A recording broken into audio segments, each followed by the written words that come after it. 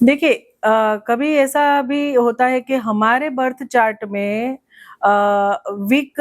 यानी कि missing numbers है या कुछ लाइन्स जो है वो कंप्लीट नहीं हो रही है, लेकिन शादी के बाद में सारे राजयोग का फल हमें मिलता है, भाग्योदय होता है। ऐसा क्यों होता है? क्योंकि जो नंबर्स हमारे न्यूमरो चार्ट में, न्यूमरोस्कोप चार्ट में या तो हमारे बर्थ चार्ट में मिसिंग होते हैं according to our date of birth, driver, conductor and कोआ नंबर,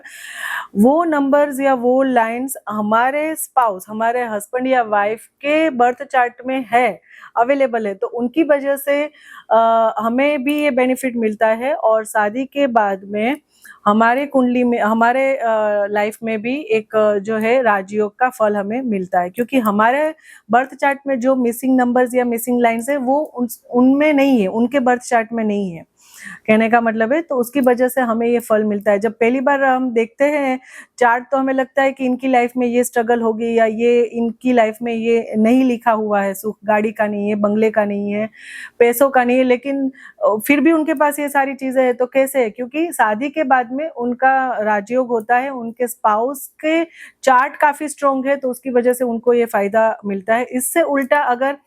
हमारे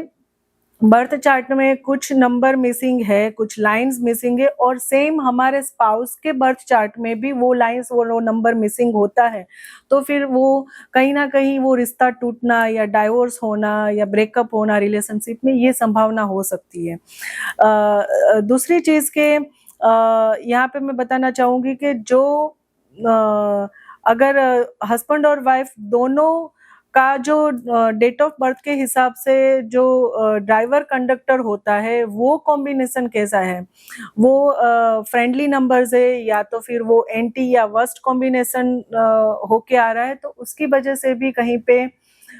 डाइवोर्स होने की संभावना हो सकती है।